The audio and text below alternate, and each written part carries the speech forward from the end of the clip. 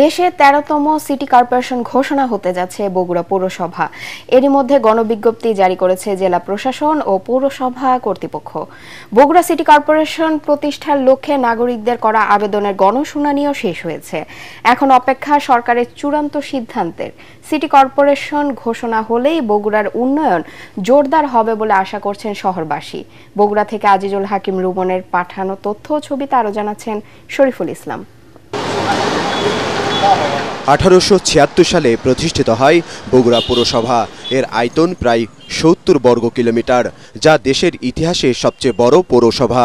2004 সালে এই পৌরসভাকে 12টি ওয়ার্ড থেকে বাড়িয়ে 21টি করা হয়। যানজট ও অপরিকল্পিত ড্রেনেজ ব্যবস্থা ও রাস্তার বেহাল দশায় দুর্ভোগে অতিষ্ঠ পৌরবাসী। এটি সিটি কর্পোরেশন হলে এসব সমস্যার সমাধান হবে বলে তাদের আশা। ওয়ালটন টেলিভিশন মাত্র 25,490 টাকায় পাচ্ছেন গুগল টিভি। রাস্তাঘাটের উন্নয়নটা সর্বপ্রথম দরকার। সাধারণ মানুষ কি চায়? দুবেলা দুমুঠো ভালোভাবে খাবে আর স্বাধীনভাবে ভালোভাবে চলাফেরা করতে পারবে। রাস্তাঘাটগুলো ভালো হবে, আরো সুন্দর হবে, প্রশস্ত হবে, এখানে কিছু শিল্প কলকারখানা হবে। বিএনপি অধ্যুষিত এলাকা হওয়ায় গেল 17 বছর ধরে উন্নয়ন বঞ্চিত এই পৌরসভার নাগরিকরা।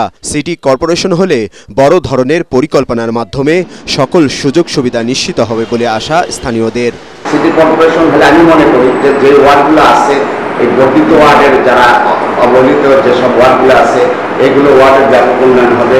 আমাদের ড্রেনেজ ব্যবস্থা যে অবস্থা, সেই ড্রেনেজ ব্যবস্থা একটা আধুনিকায়ন ব্যবস্থা নেটওয়ার্ক তৈরি হবে এবং এর পাশাপাশি শহরের সংকীর্ণ যে রাস্তাগুলো আছে অপর্যাপ্ত অপ্রশস্ত, সেগুলি প্রশস্তকরণের একটি ব্যবস্থা হবে। এর ফলে যেটা হবে, নগরবাসী সর্বদিক থেকে সকল দিক থেকে শহরের যে কোনোখানে যে কোনো প্রান্তে যাওয়ার একটি ভালো সুন্দর নেটওয়ার্ক তৈরি হবে। বগুড়া পৌরসভাকে সিটি কর্পোরেশন করার সকল নথি মন্ত্রণালয়ে পাঠানো হয়েছে। দেশের 13তম সিটি কর্পোরেশন হিসেবে খুব দ্রুতই বগুড়া পৌরসভাকে ঘোষণা করা হবে বলে জানালেন জেলা প্রশাসক। আমরা স্থানীয় সরকার বিভাগে প্রেরণ করেছি। এখন ওখানকার যে প্রসেসগুলো আছে, প্রসেসগুলো শেষ হওয়ার পরেই আমাদের সম্ভবত গেজেট হবে, তবে আশা করি খুব শীঘ্রই হবে। সিটি কর্পোরেশন হলে বগুড়াবাসীর জীবনমান উন্নয়নের সাথে সাথে নতুন শিল্প বাণিজ্যের উন্নয়ন হবে, ত্বরান্বিত হবে অর্থনৈতিক প্রবৃদ্ধি। Bureau report, ATN Bangla.